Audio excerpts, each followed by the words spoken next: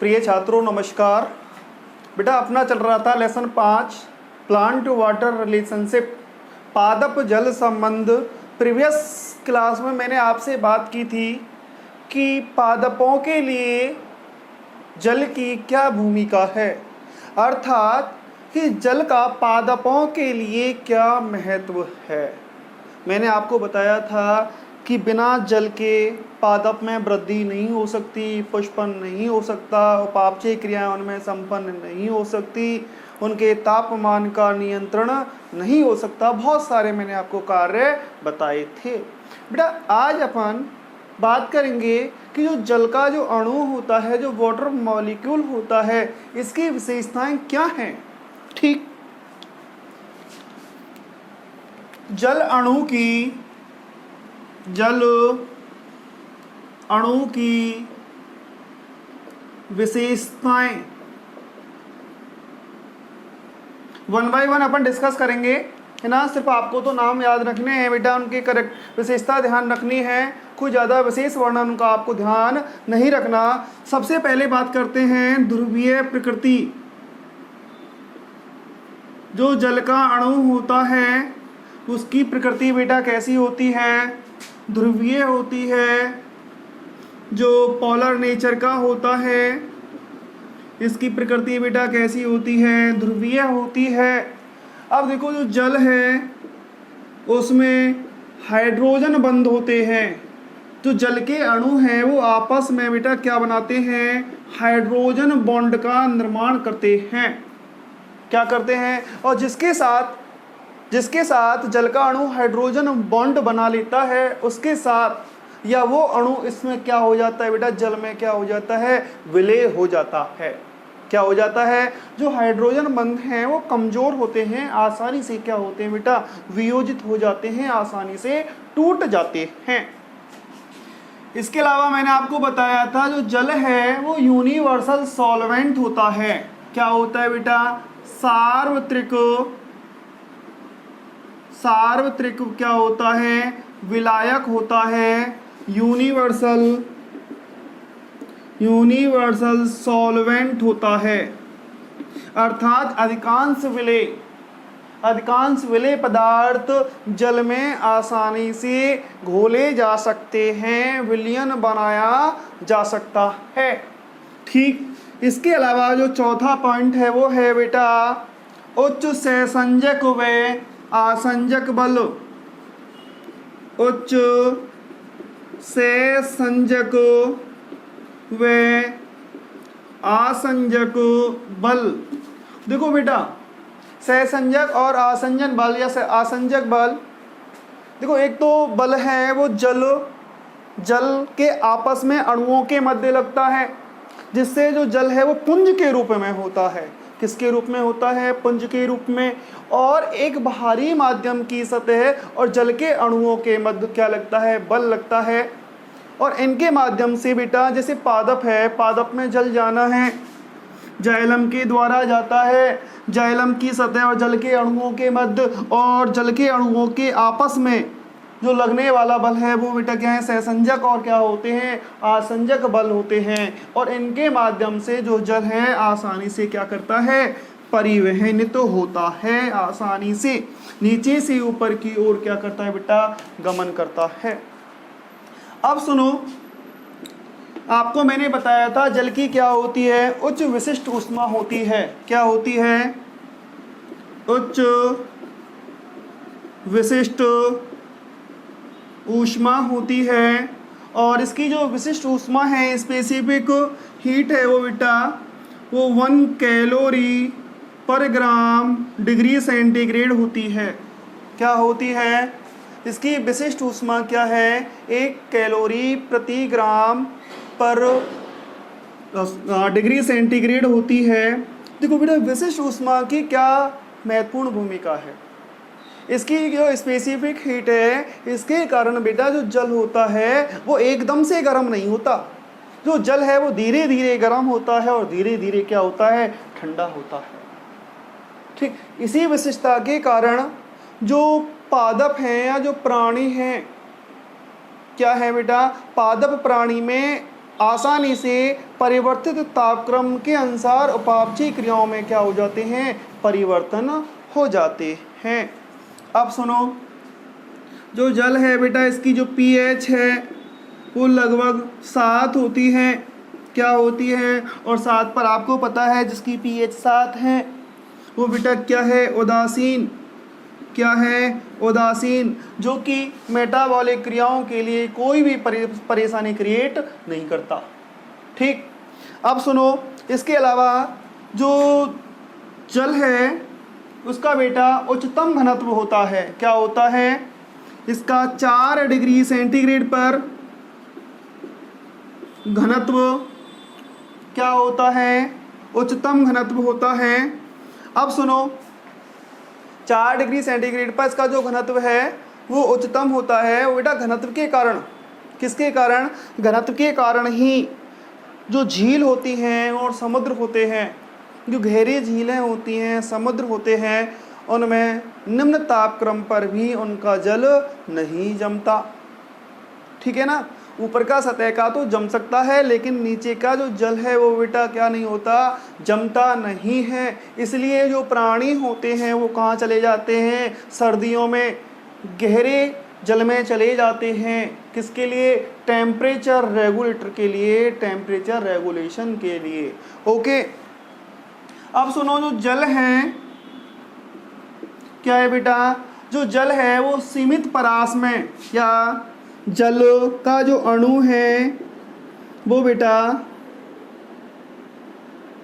सीमित परास के तापमान में, सीमित परास के तापमान में तीनों अवस्थाओं में होता है। ठीक है ना, कौन कौन सी बेटा, द्रव में होता है ना, ठोस में होता है, और किस में बेटा, ये गैस के रूप में, जल वाष्प है गैस के रूप में है, आइस है वो ठोस के रूप में है, और जो लिक्विड है वो बेटा किसके, पानी है वो किस में, द्रव के रूप में, किसके, सीमित परास के तापमान पर। ठीक है ना, ज़्यादा तापमान होगा तो वो गैस में, ज़्यादा न्यून होगा तो वो ठोस में, और जो सामान्य होगा तो बेटा कि वो किसके रूप में होता है, द्रव के रूप में होता है। इसके अलावा जो जल का अणु होता है उसका एक डाई इलेक्ट्रिक स्थिरांक होता है, क्या होता है बेटा, डाई इलेक्ट्रिक कांस्टेंट स्थिरांक होता है। ठीक, ये थे आपके, क्या थे, ये जितने भी पॉइंट हैं वो किसकी विशेषता है, जल अणु की क्या है, विशेषता है। एक बार इनका आप स्क्रीनशॉट ले लीजिए। ठीक, मिटा दूं,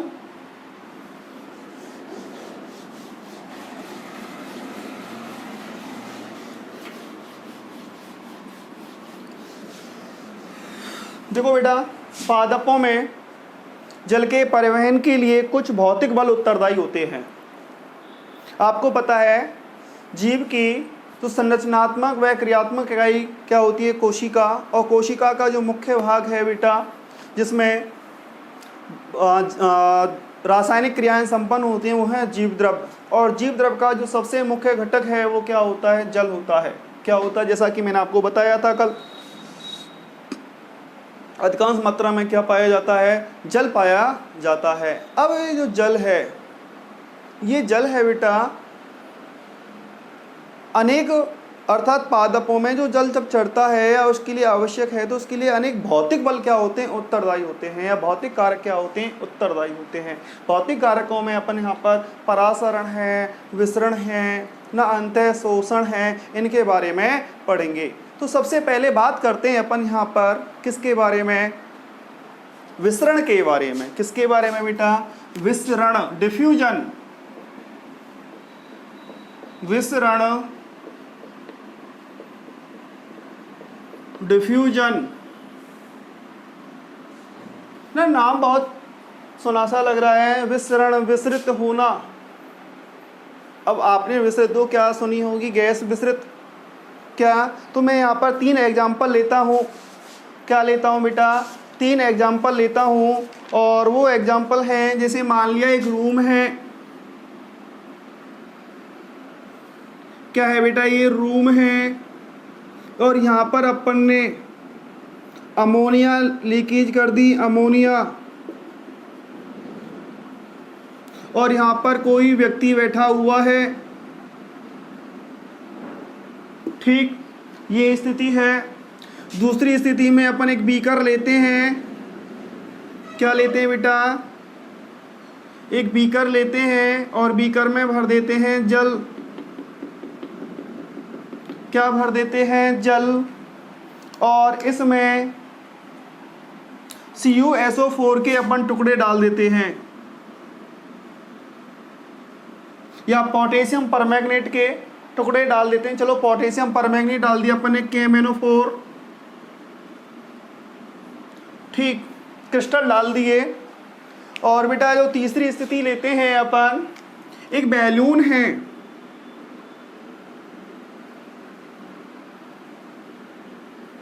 ये बैलून है, फूला हुआ गुब्बारा है। देखो, यदि अपन पहली स्थिति पर ध्यान दें, देखो यहाँ पर मान लिया अपन ने अमोनिया लीकेज कर दी। क्या कर दी? अमोनिया लीक कर दी। तो इस व्यक्ति को क्या आती है? गंध आती है। पहले यहाँ पर फैलती है, धीरे धीरे फैलते फैलते वो बेटा कहाँ पहुँच जाती है? वहाँ तक पहुँच जाती है। या मान लिया आपने कमरे में एक सेंट की शीशी ओपन की। ठीक, जैसे ही आप ओपन करोगे, आप उसके पास हो, ओपन की, तो आपको ज़्यादा खुशबू आएगी। धीरे धीरे वो जो खुशबू है वो क्या होती जाती है? कम होती जाती है। देखा है? ठीक, अगर मान लिया कमरे के किसी कोने में अपन अगरबत्ती लगाते हैं, जो अगरबत्ती का धुआं है पहले तो उसी कोने में बढ़ता है, धीरे धीरे उस क्षेत्र से वो दूसरे क्षेत्र की ओर, अर्थात वहाँ पर जब उसकी उच्च सांद्रता हो जाती है तो वो बेटा किसकी ओर? निम्न सांद्रता की ओर क्या करता है? वो परिवहनित तो होता है, गमन करता है। ठीक, अब सुनो, दूसरी स्थिति में आपने जल लिया, इसमें डाल दिया अपन ने KMnO4 के क्रिस्टल। अब जो KMnO4 के जो क्रिस्टल हैं, ठीक बेटा, वो जल के अणुओं की ओर क्या करते हैं? मूवमेंट करते हैं। और जल के अणु किसकी ओर? KMnO4 के क्रिस्टल की ओर गति करते हैं, जिससे जो पूरा जो जल है वो लाल गुलाबी रंग का हो जाता है। ठीक, तीसरी स्थिति में बात करते हैं। जो बैलून है अपन ने फुला लिया और इसमें अपन ने बेटा चुबो दी पिन। क्या चुबो दी? पिन। जैसे अपन पिन चुबाओगे तेजी से हवा निकलती है नहीं, धीरे धीरे जो हवा निकलती है वो धीरे धीरे उसका स्तर क्या होता जाता है? कम। और अंत में उसमें थोड़ी सी हवा रह जाती है। क्या रह जाती है? थोड़ी सी हवा रह जाती है। यहाँ पर सुनो बेटा, यहाँ पर मैंने आपको बताया क्या, ये तो हो गए गैस या ठोस। ठीक है बेटा, सॉरी ये द्रव है ना, यहाँ पर किसके हैं? ये ठोस के, वहाँ पर हैं गैस के। तो पदार्थ का कोई अणु हो, परमाणु हो, क्या हो? अणु हो, परमाणु हो या आयन हो, किसी भी पदार्थ का, ठोस, द्रव, गैस का, तो इसको मिटा दूं मैं। देखो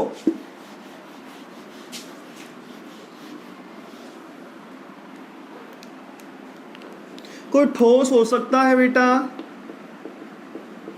ना, कोई द्रव हो सकता है, गैस हो सकता है। क्या? कोई ठोस हो सकता है, द्रव हो सकता है, गैस हो सकता है, इसका कोई अणु हो या परमाणु हो या आयन हो। ठीक बेटा, ठोस के, द्रव के या गैस के अणु, परमाणु या जो आयन हैं, यदि वो अपनी उच्च सांद्रता क्षेत्र से उच्च सांद्रता से बेटा किधर? निम्न सांद्रता की ओर, higher concentration to lower concentration, ठोस, द्रव, गैस के अणु, परमाणु या आयन उच्च सांद्रता क्षेत्र से निम्न सांद्रता क्षेत्र की ओर क्या करते हैं? गति करते हैं। ठोस, द्रव, गैस के अणु, परमाणु या ion higher concentration to lower concentration क्या करते हैं बेटा, उच्च सांद्रता क्षेत्र से निम्न सांद्रता क्षेत्र की ओर क्या करते हैं, गति करते हैं। तो इस गति को अपन क्या कहते हैं बेटा, विसरण कहते हैं, डिफ्यूजन कहते हैं। क्या कहते हैं, विसरण कहते हैं, डिफ्यूजन कहते हैं। अब विसरण होता क्यों है, देखो बेटा, जो विसरण होता है वो ठोस द्रव गैस के अणु या परमाणु के अणुओं में गतिज ऊर्जा के फलस्वरूप होता है। किसके फलस्वरूप होता है, अणु की स्वयं की गतिज ऊर्जा के कारण ही कौन सी क्रिया होती है, विसरण की क्रिया होती है।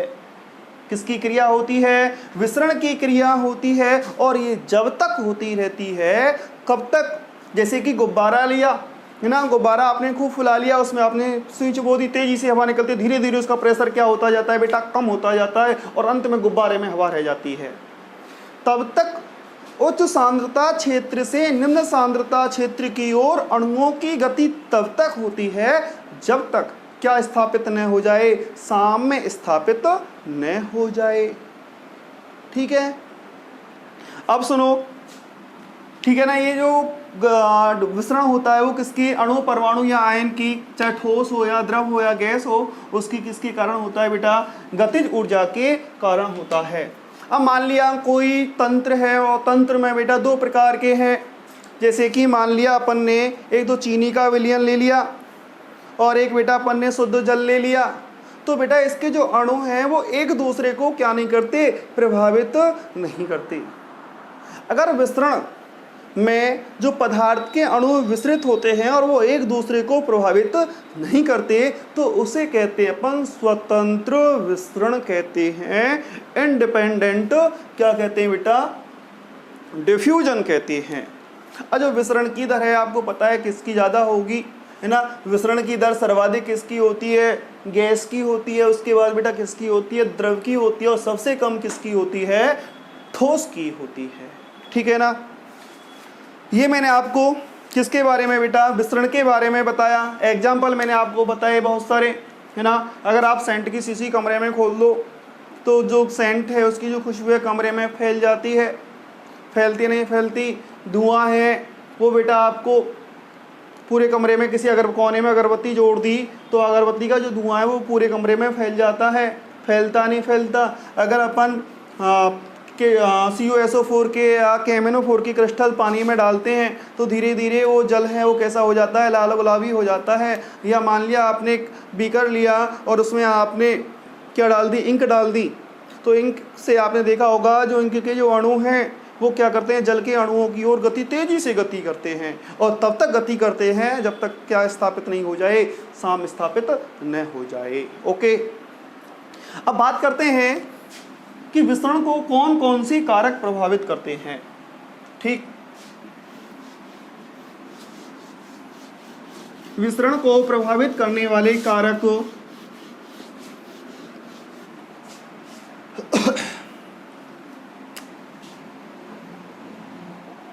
विसरण को प्रभावित करने वाले कारक, देखो बेटा जो विसरण है वो कौन कौन से कारकों से प्रभावित होता है, कौन कौन से बाह्य कारक हैं वो। सबसे पहले अपन लेते हैं तापमान, टेम्परेचर। तापमान विसरण की दर के समानुपाती होता है। क्या होता है बेटा, जो टेम्परेचर है वो किसके समानुपाती होता है, रेट ऑफ डिफ्यूजन होता है। अर्थात जैसे जैसे बेटा तापमान बढ़ाओगे, क्या बढ़ाते हो, तापमान बढ़ाते हो तो विसरण की दर में क्या होती है बेटा, वृद्धि होती है। और यदि तापमान को कम करते हो तो विसरण की दर में बेटा क्या होगी, कमी होती है। समझाऊं, जैसे एक तो आपने ठंडा पानी लिया और एक आपने बेटा गर्म पानी लिया। ठंडे पानी में आप चीनी घोलिए, उसमें ज़्यादा समय लगता है, और गर्म पानी में जो चीनी है वो बेटा क्या हो जाती है, जल्दी घुल जाती है ना। आपने देखा होगा कि आपके घरों में जो सिलेंडर हैं वो लीकेज कब होते हैं, सर्दियों में या गर्मियों में, या गाड़ियों के पहिए कब पंचर ज़्यादा होते हैं, गर्मियों में या सर्दियों में?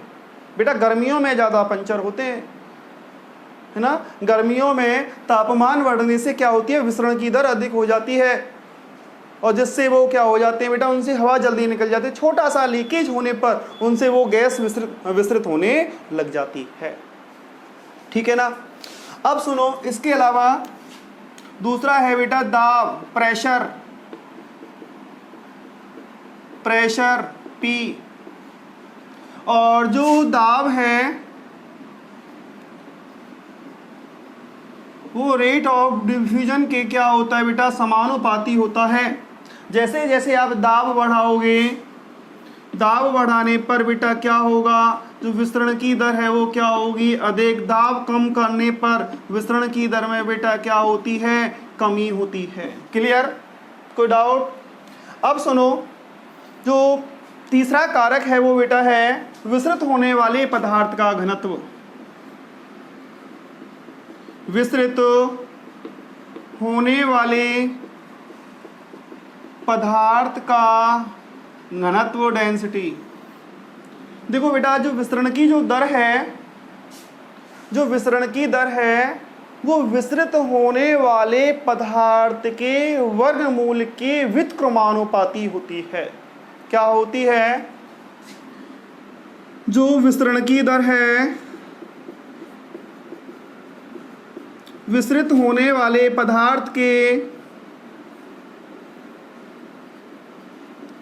घनत्व के वर्गमूल के क्या होती है, व्युत्क्रमानुपाती होती है। अर्थात अधिक घनत्व वाली गैसों का विसरण, किसका? अधिक घनत्व वाली गैसों का जो विसरण होता है वो बेटा कैसा होता है, वो बेटा होता है मंद गति से होता है। कैसे होता है? मंद गति से। लेकिन कम घनत्व वाली जो गैसों का जो विसरण होता है वो बेटा कैसे होता है, तीव्र गति से होता है। अर्थात विसरित होने वाला पदार्थ उस विसरण की दर को क्या करता है बेटा, प्रभावित करता है। ठीक है ना। अब बात करते हैं, एक और कारक है वो है विसरण दाब प्रवणता। क्या बेटा? विसरण दाब की डेफिनेशन आप आगे पढ़ोगे। विसरण दाब प्रवणता। देखो, विसरण किसे कहते हैं, मैंने आपको बताया था। विसरण में क्या होता है, ठोस, द्रव या गैस के जो अणु होते हैं वो अपने उच्च सांद्रता क्षेत्र से निम्न सांद्रता क्षेत्र की ओर क्या करते हैं बेटा, गति करते हैं। जब उच्च सांद्रता क्षेत्र से निम्न सांद्रता क्षेत्र की ओर गति करते हैं तो माध्यम पर एक दबाव उत्पन्न होता है, एक दाब उत्पन्न होता है। उस दाब को अपन कहते हैं, क्या कहते हैं, विसरण दाब कहते हैं। उस दाब को क्या कहते हैं, विसरण दाब कहते हैं।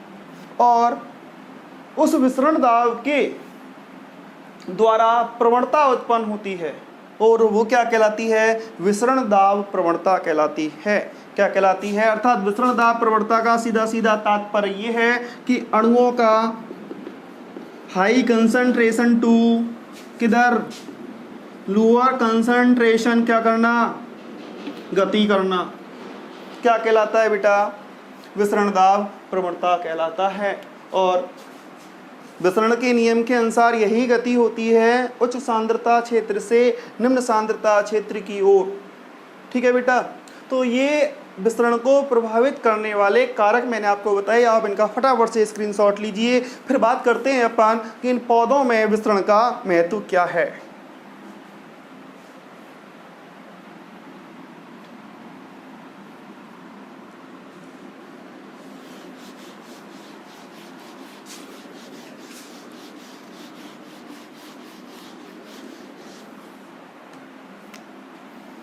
विसरण का महत्व, विसरण का महत्व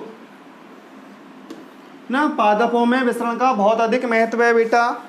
देखो विसरण के द्वारा ही पादपों में CO2 कार्बन डाइऑक्साइड व O2 का क्या होता है, आदान प्रदान होता है। जब पादप ऊतकों में ऑक्सीजन अधिक हो जाती है और बाहरी वातावरण में या पास के बाहरी वातावरण में कम होती है तो वो उच्च सांद्रता क्षेत्र से निम्न सांद्रता क्षेत्र की ओर, और जब पादप कोशिकाओं में CO2 की मात्रा कम और बाहरी वातावरण में अधिक हो जाती है तो CO2 किस में प्रवेश कर जाती है, पादपों में, पर्णों के माध्यम से, रंध्रों के माध्यम से बेटा किस में, पादप ऊतकों में क्या कर जाती है, प्रवेश कर जाती है। ठीक, इसके अलावा आपको पता है गर्मियों में पादपों में क्रिया होती है वाष्पोत्सर्जन, जल वाष्प का निर्माण होता है। किसका निर्माण होता है, जल वाष्प का।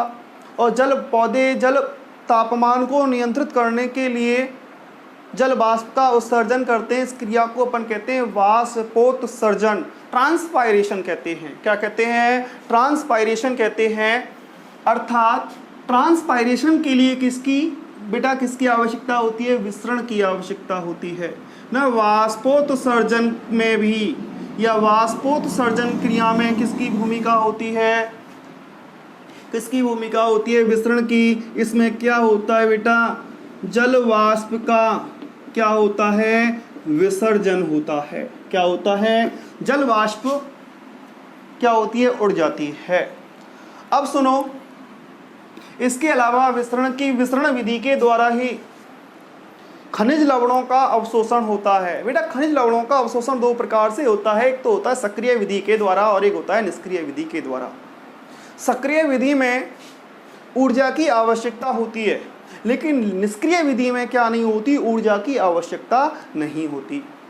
तो विसरण के द्वारा, किसके द्वारा, विसरण के द्वारा ही जो उच्च सांद्रता क्षेत्र से जल विलयन में जब खनिज लवण अधिक मात्रा में होते हैं और जड़ में कम होते हैं तो धीरे धीरे वो बेटा किसमें, जड़ में क्या होने लग जाते हैं, प्रवेश करने लग जाते हैं। अर्थात खनिज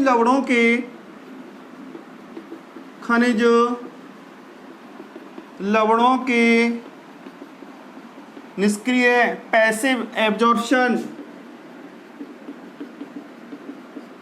अवशोषण में भी किसकी भूमिका होती है बेटा, विसरण की होती है। अर्थात विसरण क्रिया के द्वारा ही खनिज लवणों का क्या होता है, निष्क्रिय अवशोषण होता है। अब सुनो बेटा, पादपों की वृद्धि को अनेक हार्मोन प्रभावित करते हैं और जो हार्मोन हैं पादपों में बनने वाले हार्मोन फाइटो हार्मोन, और वो पादपों में बनते हैं। अब पादपों से या किसी भाग में बने और दूसरे भागों में उनको पहुंचना है तो वो किसके द्वारा पहुंचते हैं, कौन सी क्रिया के द्वारा पहुंचते हैं बेटा, विसरण की क्रिया के द्वारा पहुंचते हैं। पादपों में बनने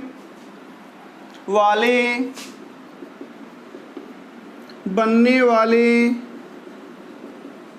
पादपों में बनने वाले हार्मोन का पूरे पादप में जो वितरण होता है वो किसके द्वारा होता है, विसरण विधि के द्वारा होता है। किसके द्वारा होता है, विसरण विधि के द्वारा होता है। और एक क्रिया है उसे अपन आगे पढ़ेंगे, परासरण। परासरण भी एक प्रकार का क्या होता है बेटा, विसरण होता है। ठीक, परासरण की भी महत्व है, वो आगे बताऊंगा मैं जब आप परासरण पढ़ोगे।